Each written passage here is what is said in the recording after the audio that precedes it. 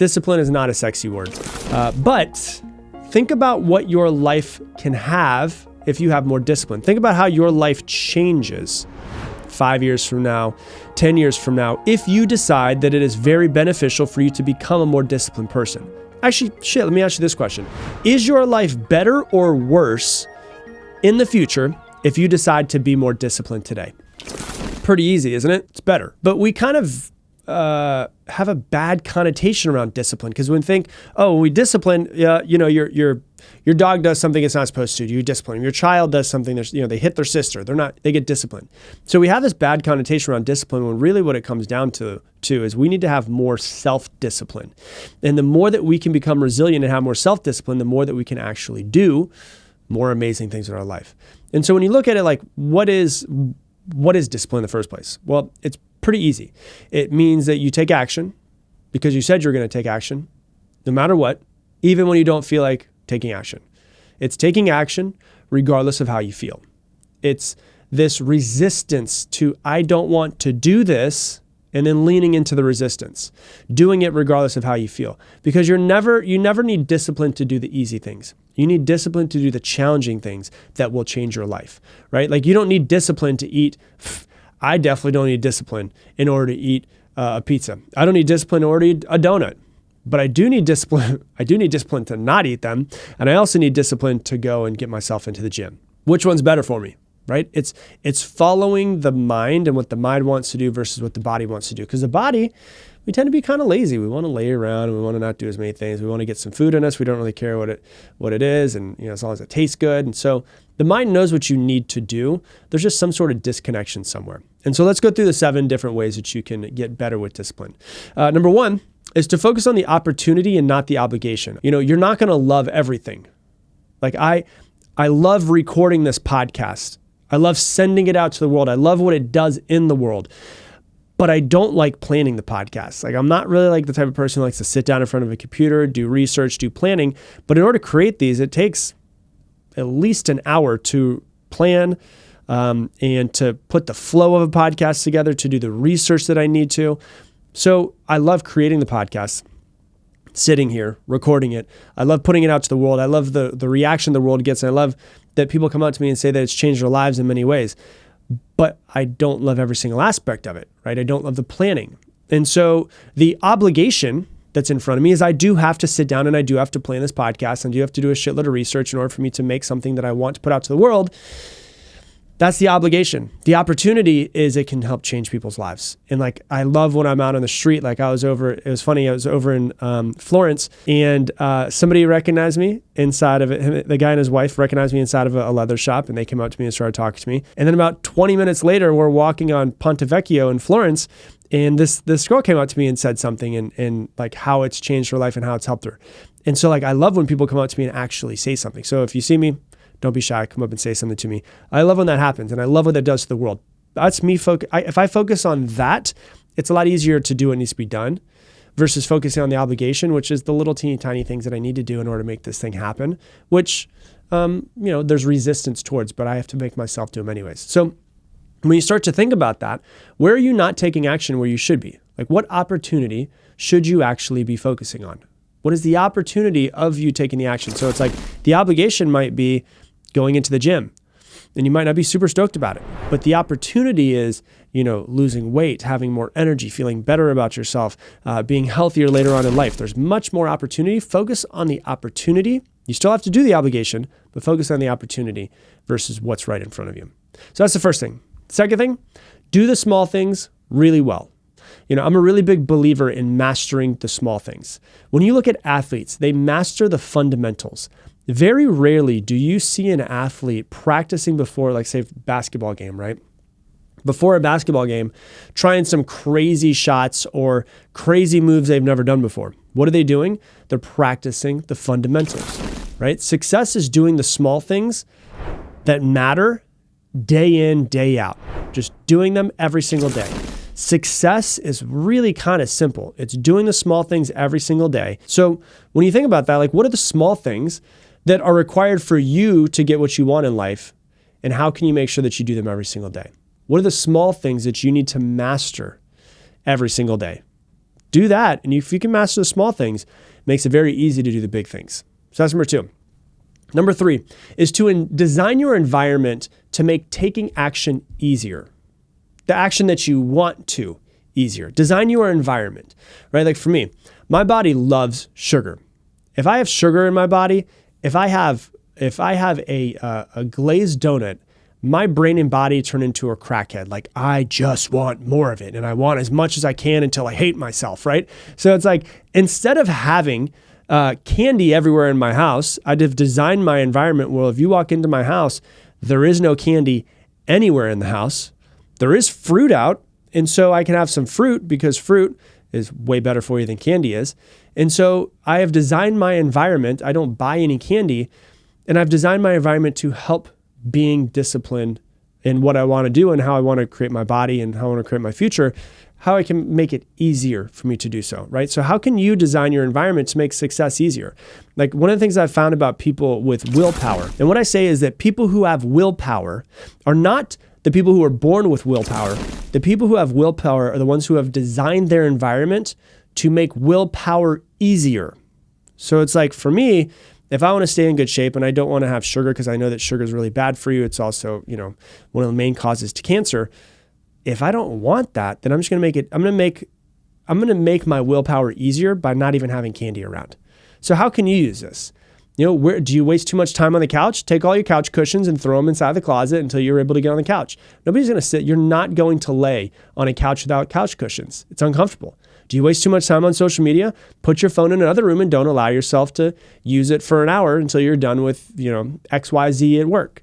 Want to wake up and go for a run? Put your running shoes, your running socks, your running underwear, your running pants, all of the stuff that you need to right next to the sink. So when you get done brushing your teeth, you can immediately put your clothes on. Hell, if you want to make it even easier, just wear it to bed. Wear your shorts, your underwear, your t-shirt to bed so that all you have to do is put your socks and shoes on and you just immediately go for a run, right? Design your environment to support you taking the action that you need to create the life that you want to. And so what do you need to do in your environment? What do you need to change in your environment to make taking action easier on yourself? Okay, that's number 3. Number 4, move your body. You've been listening to this podcast for a while. I almost never feel like working out. I'm not the biggest fan of it, doing it. I usually am not a fan while I'm doing it, but I like what it does for me. And I like the way I feel after. I like that I feel like I've accomplished something, and I like that what my body looks like from doing it as well. But after working out, I can usually make myself go a little bit more. So I don't really feel like it in the beginning, but as I start to move my body, I actually want to do more reps. I want to do more sets, and I feel amazing after it. So what happened? I forced my body to create action. And in that action, chemicals changed in my body and my brain, which give me more drive to keep going. And action creates more action. Inaction creates more inaction. And so I know that if I don't feel like doing something, a lot of times I just need to get my physical meat suit moving. And when I get my physical meat suit moving, I get my heart rate up, I do some push-ups, do some jumping jacks, and I just say, I'm going to do this no matter what. Usually my body starts to catch up and says, okay, yeah, I'm feeling a little bit better. It's a lot easier to take action after doing push-ups and jumping jacks than it is to take action immediately from the couch. And so just get yourself from the couch to push-ups, just that little thing, and it'll help you.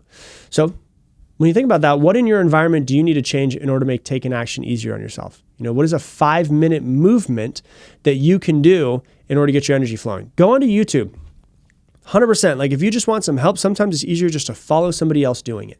If you're like, I'm not feeling it today, go into YouTube and just search 5-minute intense body weight workout and do it. It only takes 5 minutes. Do it. And I guarantee you feel much better and much more motivated after that. Okay. So that's number 4. Number 5 is to count down and go. Mel Robbins talks about this in the 5-second rule. For me, I used this when I was a kid. Like I used to be really shy. And I knew that if I wanted to have a girlfriend when I was in like 6th, 7th grade, I knew that if I wanted to have a girlfriend, I would have to learn how to speak. And so I would get really shy when I was about to speak in front of people. And so I actually forced myself to know what my first sentence would be. This is literally what I did in middle school. And I would go 3, 2, 1, and I would say the first word. Because after you say the first word, you got to commit. And so can you just count down? Can you do it? Like I still do it. If I have to have a tough conversation with an employee or with somebody, I'll do the exact same thing and I'll force myself 3, 2, 1, get out the first word.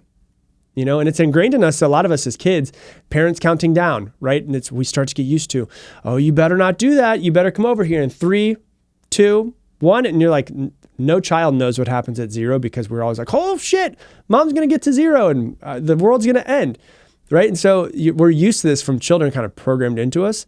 But it also doesn't really allow you to kind of sit around and think because we do so much thinking. It's just count down and go. And so an example of how you can use count down and go, let's say that I am on the couch and I'm just being a lazy POS today. And I'm like, man, I've got to do something. I've got to go out and I've got to build a piece of furniture for outside. And it's the weekend and I'm just sitting around on my phone. But I was like, man, I was supposed to go out and actually build this thing. I'm sitting around on my phone. I'm doing nothing. And I know by using this step, number 5, and also step number 4, let me put those two together. Okay, I'm going to get up and I'm going to do some push-ups. I'm going to do some jumping. I'm going to do 100 jumping jacks. Okay? Man, I don't really want to do 100 jumping jacks. 3, 2, 1, get up, move. Just do 100 jumping jacks and then see how it feels after. And so how can you incorporate the countdown, then action into your life to make sure that you start taking more action? So that's number 5. Number 6 is to ask yourself, how can I make this easier? Because life, success, happiness, joy, fulfillment, all of those things are not really difficult.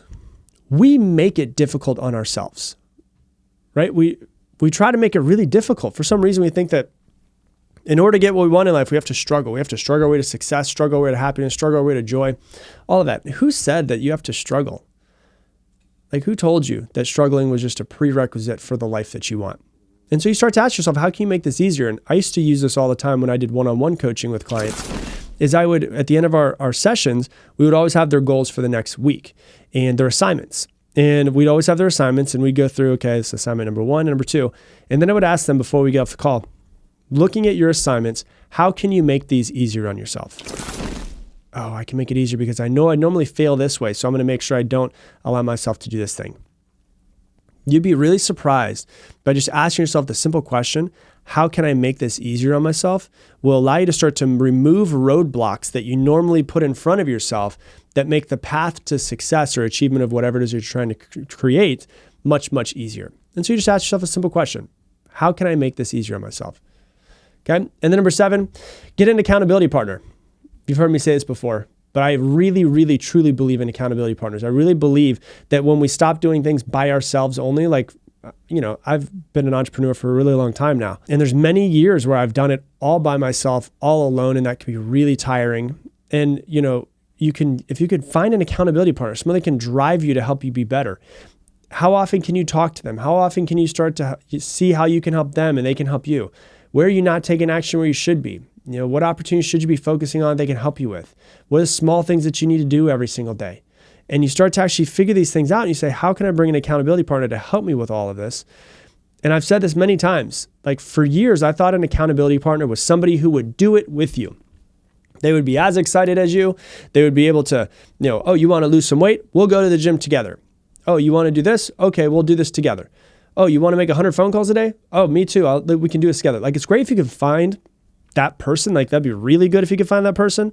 But sometimes you don't have that person.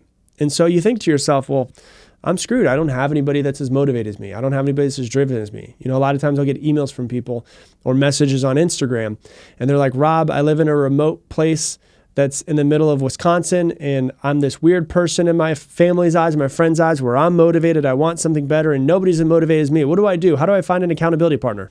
I'm like, they don't have to be as motivated as you. They just have to be annoying.